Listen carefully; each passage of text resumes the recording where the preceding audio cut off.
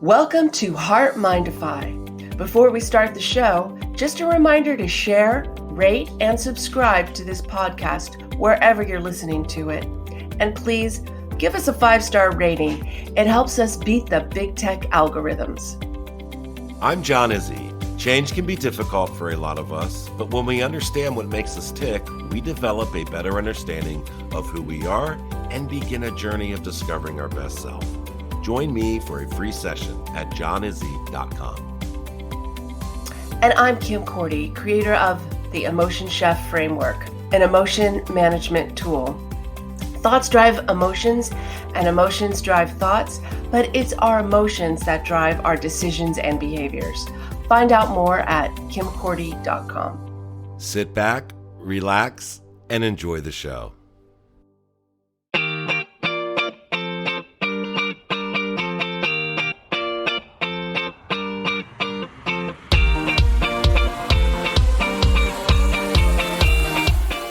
Knowing each other personally and socially for the past 10 years, Kim and John have joined forces, bringing years of experience and training, providing a platform for growth and personal development, along with a little humor. John is the heart, Kim is the mind, and together they are HeartMind-ify.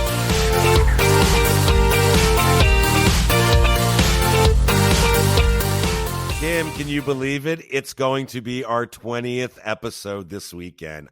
I'm stunned. If you add how many did we do on Instagram? We did at least, 15, 10. 20 of those? 10 of those, maybe? Yeah, 10 of those. Let's go with 10. It's our 30th anniversary together, but this podcast is 20. Isn't that crazy? I love it. I know. I absolutely love it. It feels like it's been so much longer than that, but probably it's because we've worked together and we talk pretty much every day. So every day's a podcast for us. Right? Yeah. But if you think about it, though, that's 20 weeks that we've been doing these podcasts, 20 weeks in a row, because we go every week. So that's 20 weeks. So that's a significant amount of time. That's very significant. I think it's exciting, though. I'm happy with what we're doing. And I think, our listeners, the comment, are happy with what we're saying and what we're talking about. So, let's keep going and make it another 20. I'm up for it, John. Let's do it. Sounds good. So we're going to kick our 20th episode off with All About Kim. Yes, all about Kim. And I have to tell you, John, right now, I am not covered in grape juice, but I have a lot of grape juice on me.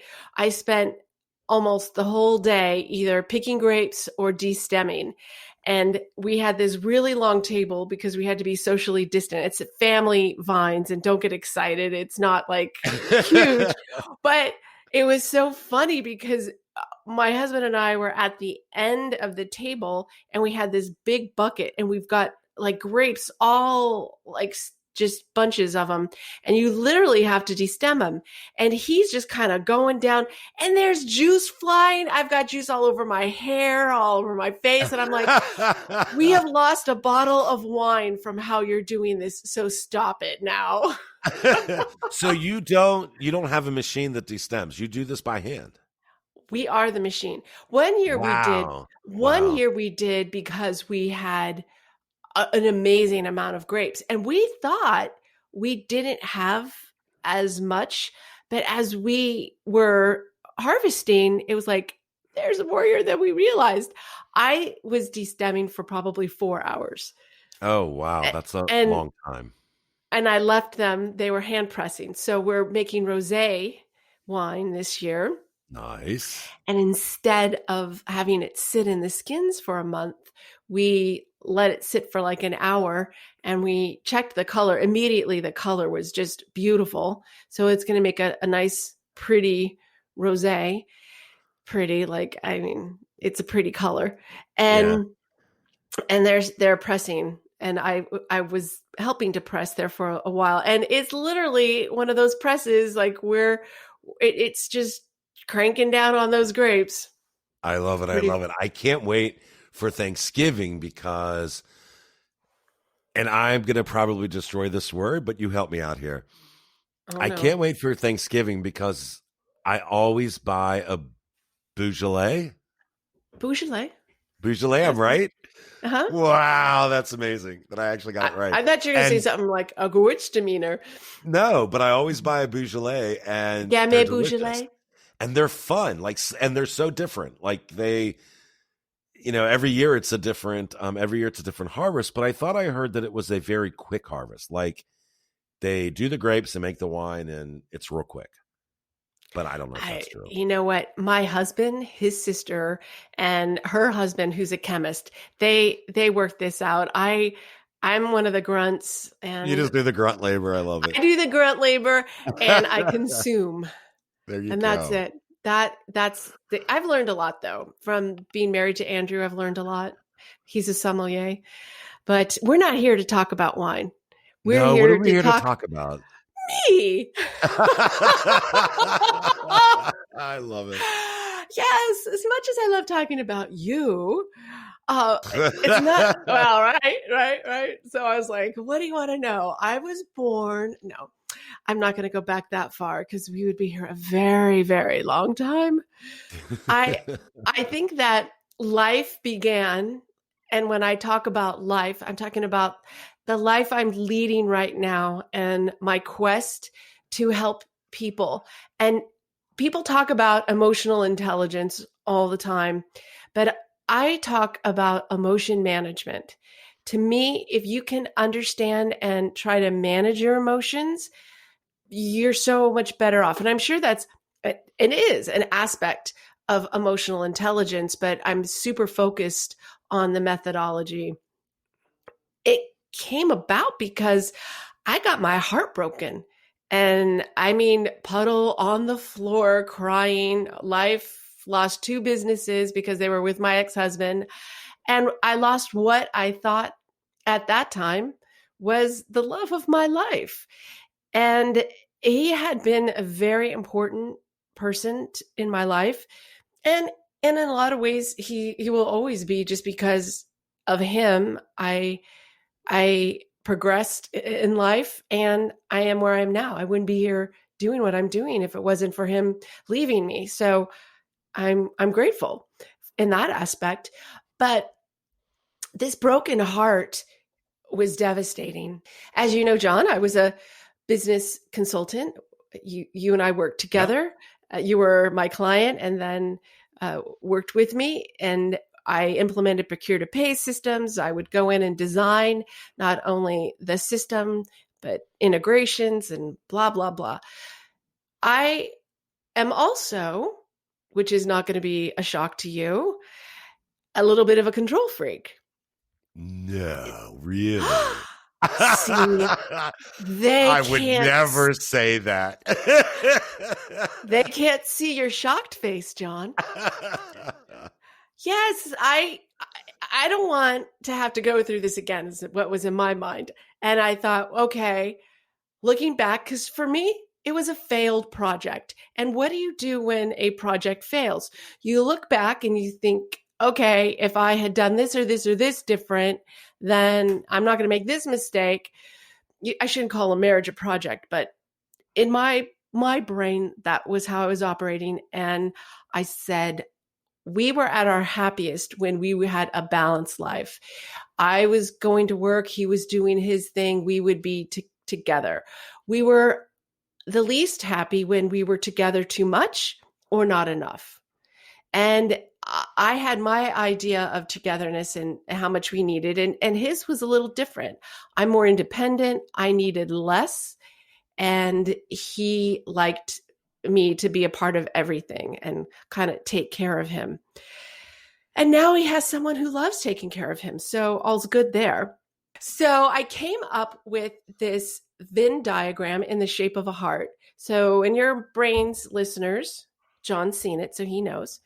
In your brain, imagine two circles that are intersecting.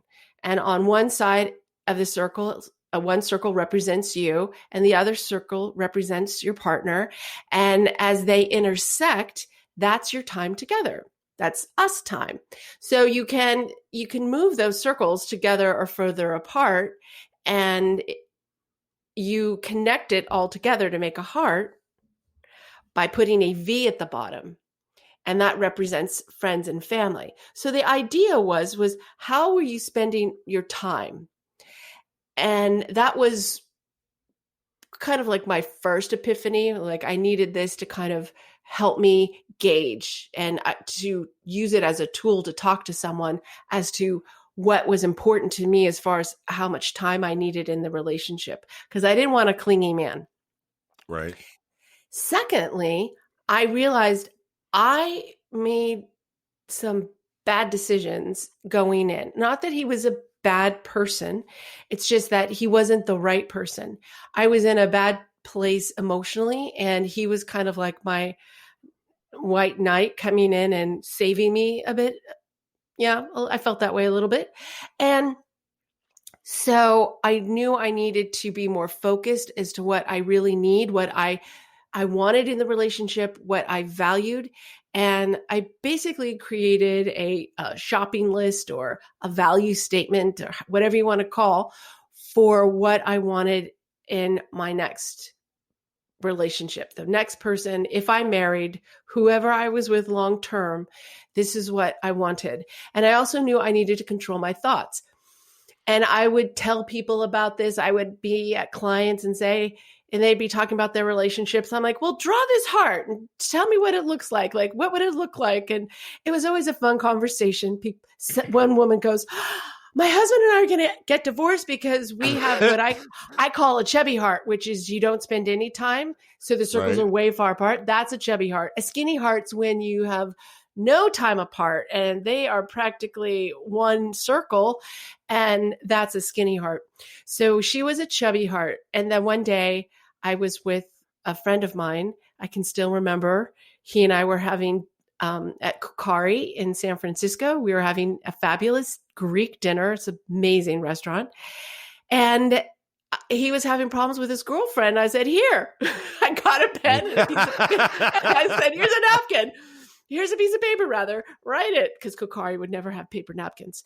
And I said, write what your heart would be. And he's like, this is great shit. You need to write a book. So I wrote a book, and it's called The Perfect Heart, Creating and Maintaining Love-Life Balance. And it's a great book, by the way. It was a good book. It was a good start for me. And it just was a start because I was focused on thoughts. I was focused on emotions. I was how I feel and how they interact with each other. And it was all about understanding our minds, because I'm very logical and there's always a process and a procedure, and the brain has to have a process. If I could understand the process, then I can create the procedures, right? Right. You know me, right? Procedures, process. Yep. But you did, you know what though? But you did something that a lot of people don't do. What is that? You stopped in your tracks and you didn't jump into a relationship right away so that you would repeat the same situations over and over again with every new relationship. You stopped and said, all right, let's look at this intelligently. Let me dissect for myself what it is that I'm feeling. What are the things that I need in life, and get that all out and put some structure around it so that when you began looking for another mate or even a boyfriend, you were looking at a different person. You were looking at somebody that was going to benefit you and help you, as opposed to the same relationship problems over and over again. So you did something that a lot of people don't do, and I commend you for that. Well, thanks. And I was observant. A friend of mine, he talked about how his mom, like a billion years later, was still bitter over his dad cheating on her. And I'm like, okay, don't want to be her. Tried really hard not to be bitter, because not only did I lose my husband, but I did lose 2 businesses, which was really impactful because I'd given up my business, my work, to help him and grow what I thought was our future. So it was really hard to not be bitter, but I worked on that. But it's all about, you're right. Unless you stop, you're going to keep making the same mistake and keep getting involved with the same person. And it's hard not to do. But thank you for saying that. I wanted to understand my processes and procedures. And everything changed for me when I read How Emotions Are Made: The Secret Life of the Brain by Lisa Feldman Barrett. Such a good book. Such a Right? good book. Complicated, right? But such a good Right. book. Well, I Yeah. put my ex through school. We used to read studies at dinner time. I understood a lot about the body and biomechanics and biochemistry and a lot of other things that an accountant shouldn't know. And it was fascinating to me. Plus, I had a brain health coach certification, and it was like just everything was coming together in my head. And it was from there that I created the Emotion Chef. I realized very quickly that emotions drive thoughts and thoughts drive emotions, which I had figured out before, but it was very clear it's emotions that drive decisions and behaviors.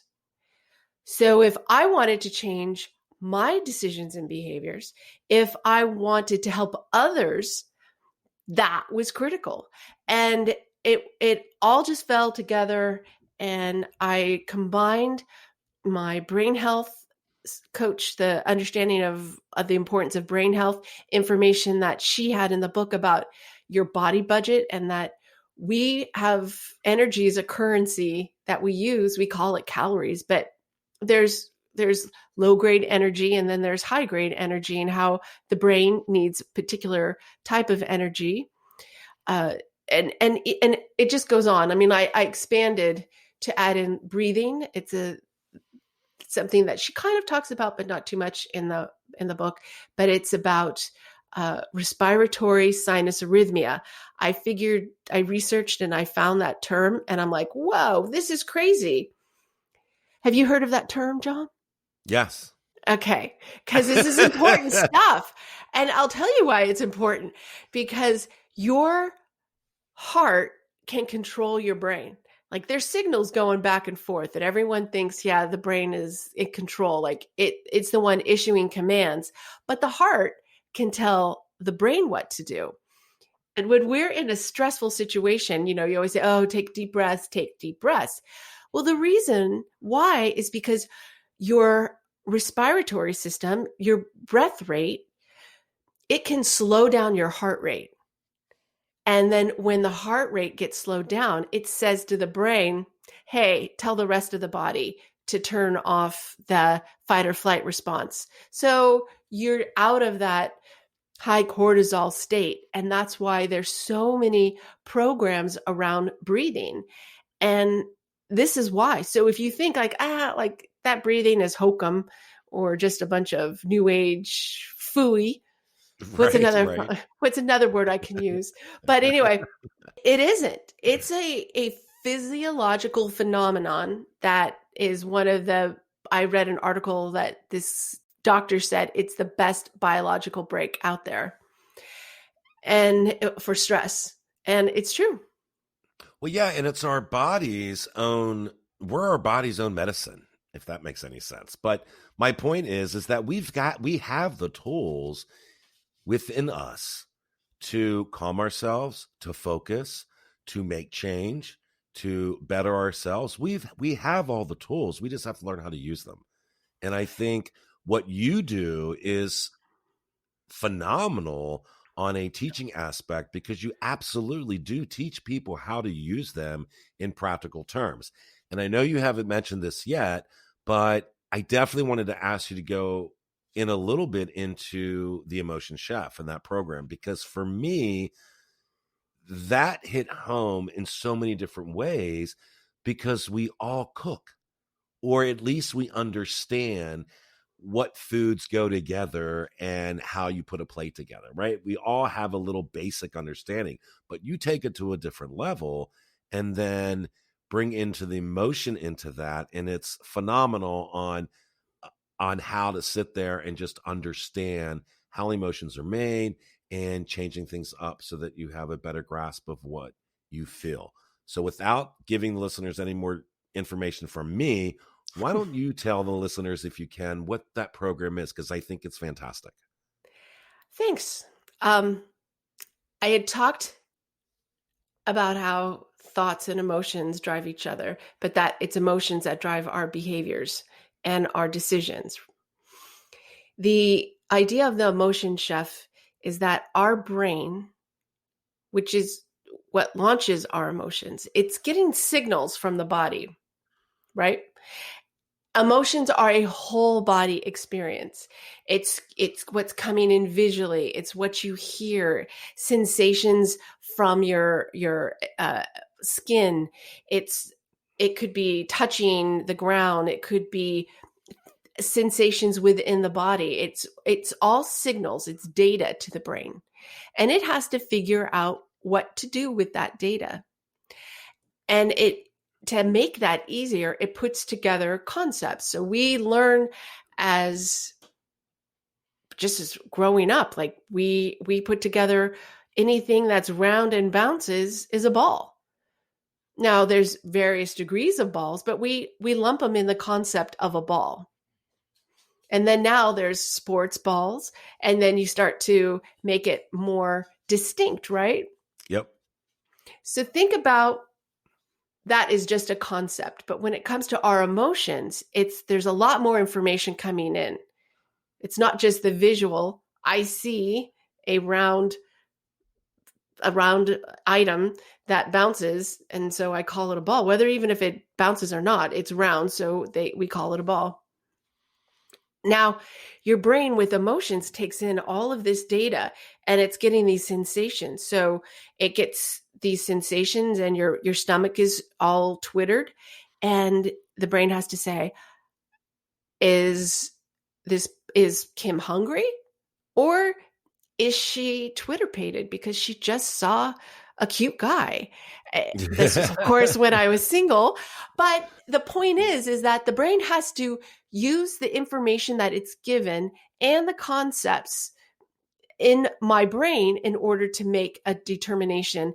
And it launches that determination about 30 seconds if it's an emotion concept or a non-emotion concept, 30 seconds beforehand. Now your body then responds to that with all the concepts that are in your head. So I'd like you to think of those recipes, or concepts rather, are recipes in your head. You've got your responses historically. And I've used this before. If we were walking down a pathway in a park and we both saw a dog, and I said, "Oh, how cute. I think I'm in love." And you were like, "I'm scared. I need to run." That's because that's your recipe in your head. So this is all stuff that is not like a big shocker. But what we don't understand is how much those recipes are unknowingly making decisions for us and influencing. Yeah. Well, but we don't realize how much they are. So when you can learn to be more like a chef, meaning instead of being able to say, I'm afraid of all dogs, if you can distinguish that you're afraid of a particular dog, it's more distinction, right? Instead of all dogs. Yeah. Well, let's put this in chef terms. If I'm a master chef, if I'm Gordon Ramsay or what, I can take a sip and I can tell you what the ingredients are, if there's too much of it or not enough. And I can also, if it's a common recipe, I can tell you the name of the recipe and say, this is very much like blah, blah, blah, blah, blah.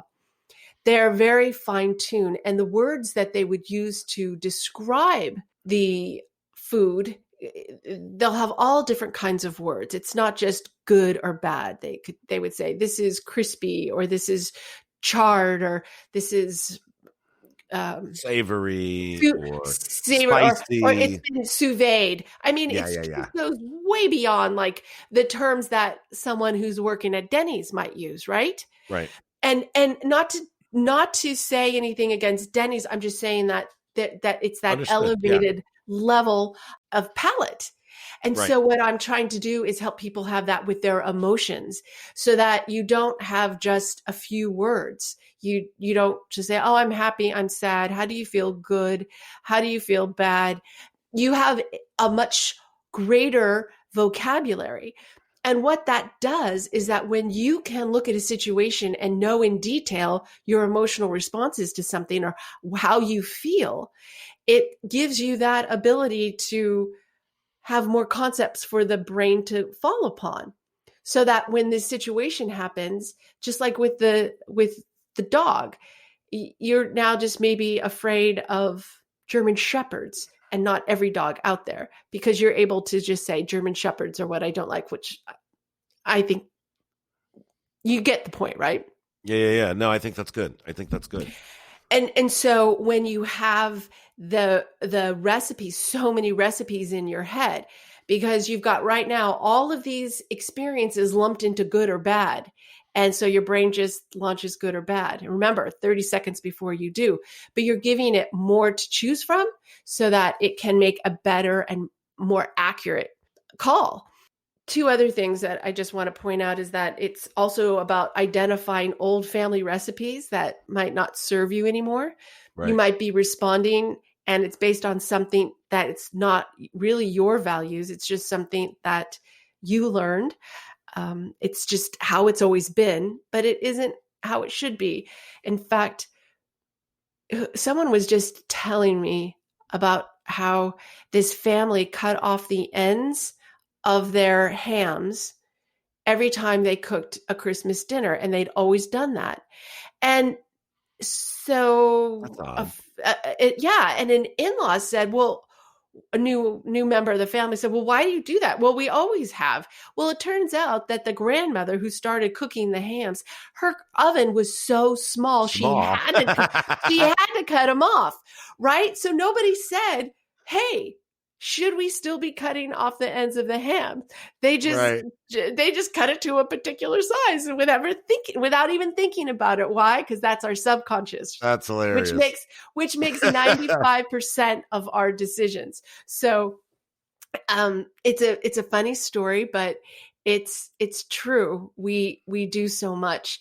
And the other thing that I think is an issue for a lot of people is that emotions and feelings are slightly different. Emotion is, remember when I talked about those sensations in the body? Uh-huh. That is the emotional response. The feeling is how we label it. So a lot of times we have this response and we know we feel like you can't like understand how you feel. It's like, I don't know why I feel this way. You just feel something and you don't know why.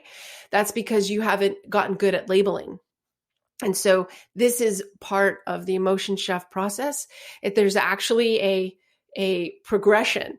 You start out as a station chef, and a station chef, all they're responsible for is identifying sensations in their bodies and associating them to a circumstance and kind of training you how to identify the emotion based on what's going on around you.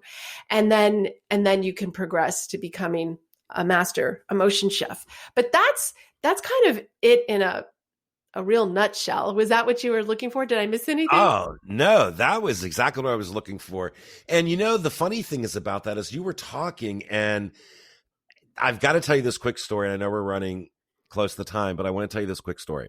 So a good friend of mine is a elementary school teacher.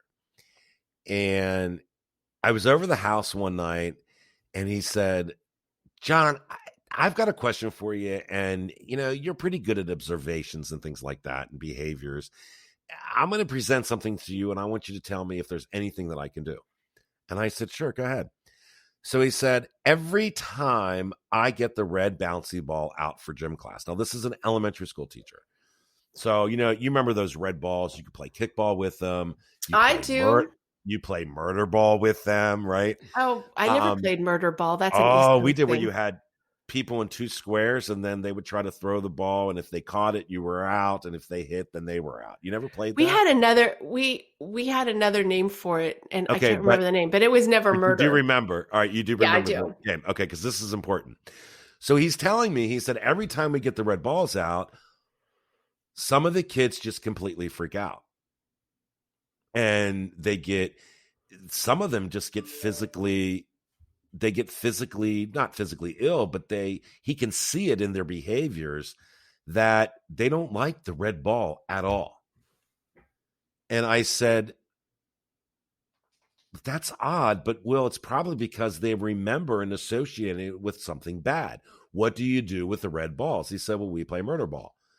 And I said, well, there you go. That's the problem. I said, you've introduced a game with them. I said, and if a group of people are always the ones that get out or get hit, every time they see the red ball, they're associating pain with that ball and a game that they don't like. And he said, well, what the heck do I do? I said, go buy yellow balls and see what the reaction is. So he went out to the store and he bought 3 green balls. And when he brought them out for the class, all the kids were fine. And nobody got upset. Nobody was uneasy. And then he just went ahead and played kickball. So he took the green balls and then played kickball so that it changed not only the sport, but he also changed the color. And they were the same exact balls. So it's the same thing with our emotions, right? It's we create those concepts of whatever they are, fear, happiness, whatever it is. And we associate that with similar concepts that happen in the future. And that's what our brain knows. So that's what our brain immediately goes to. So when you talk about the emotion recipe, I love that concept because what you're doing is you're changing up the recipe. And this happened pretty recently, probably last year at this time, and we were already going down the road with emotions with the emotion recipe. And I think I even said that to him. I said, Will, what you're doing is you're changing up the recipe. Yeah. And so I mean, it's a great concept, it's a great class, but if people want to be able to find you online and take a class or so, how would they do that? Emotionchef.com. Just do a Emotionchef.com. search for Emotion Chef. Yeah. Now, I know in our Pretty, promo, we have kimcordy.com, but if they click that'll on take, that, it takes them right there too, right? it does. Yeah. Cause I started out and was very complicated and now I've simplified my life and how I'm doing this. So yeah, it's kimcordy.com. Great. Will do it, and that's KORTE, but just searching on Emotion Chef, you can get there too. Yeah, I could talk about this all day because there's actually a disorder where people don't have the ability to block out all of their history. Like they can remember everything that happened on a particular day, going back 20 years. And they can remember who was there, the color of the sky, what they ate, what happened, and how they felt, like the emotion. That's not a Emotions. disorder. That's just an Italian female. No. It's true. It's I'm Italian, guys. It's all good. I'm not. There is a condition called hyperthymesia, or also known as highly superior autobiographical memory. And it's a condition in which an individual possesses a superior autobiographical memory, meaning that they can recall the vast majority of personal experiences and events in his or her life. And the thing about it is that you remember the emotion and this situation. And that people who have this can get lost in their memories. It can be very difficult because if you have the memory, you also experience the emotion. So if it was a sad memory, you feel just as sad as you did that day. Yeah. And tough. But this goes to the kids with the red ball, and that red ball is going to stick with them because it's in their memory. It's in their subconscious.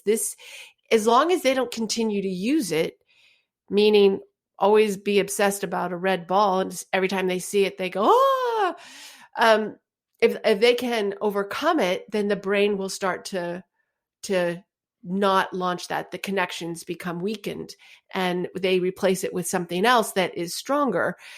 That's the brain. Like I said, I could go on and on and on. It's so stinking cool. Supposedly, that is a game that they can no longer play anymore in school. Well, good. I don't even like the name. Yeah, I know, right? It's crazy. It was a lot of fun, though. I loved it. Anyway, well, Kim, this was great. I'm sure the listeners found it fascinating I of what hope. you do and how you go about doing it, right? Because Thank a lot you. of times, if you're welcome, a lot of times if we can step away or step aside, I always picture myself as going about 3 feet in the air and looking at the situation, right? So taking myself Yeah. out of the situation and looking at it and trying that way to dissect it. And because if you lift yourself up, the imagery for me is I'm not in it, right? So with the way that you're doing it the same way, in the sense that you're giving people a moment to stop, pause, to think about their emotion and really kind of dissect and see, is every time this happen is a result of the same emotion? And more often than not, the answer will be no. So then you find a name for that emotion and you begin to create an emotion vocabulary that exceeds, like you were saying, sad, mad, happy, So I think it's Good, great. bad. Yeah. Yeah. Yeah. Thank you, John. A top I, five. I, I will, I will say, my goal was to make it accessible for everyone. And when this one woman said to me, she goes, "If I can get this, anybody can." So it's not something. While it sounds highly technical, It's not. I don't present it technical. I may say it technically and then break it down into a relatable aspect just to make you get the point. But I want people to understand, like, this isn't just a point of view. This is coming from studies. This is coming from science. And if you think about it as a recipe, it feels a lot less scary, doesn't it? Yeah, it does. It Because a does. lot of people are afraid of their emotions. It's like, it's data. It's just Yeah, data. that's all it So is. feed the right data. That's it. Well, thank you, John, for letting me talk today. Absolutely. I think it's great stuff. And I think it's a great topic for our 20th episode. 20th, So, you know 20th. what? Thank you, everyone, for hanging in there with us week after week after week.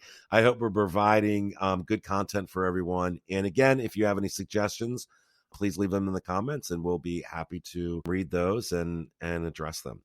Kim, thanks a lot. Thank you, John. I hope you have a good rest of your week and weekend, even though I know I'll be talking to you in the morning. I know, right? You do as well. All right, Kim. Bye-bye. Bye.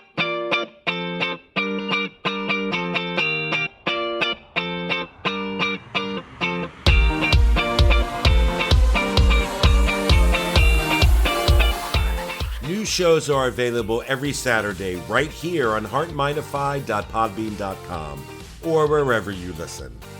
Kim and I would like to thank each and every one of you for allowing us to be a small part of your life. Be kind to yourself and remember, our hearts tell the story, but our mind is the conductor.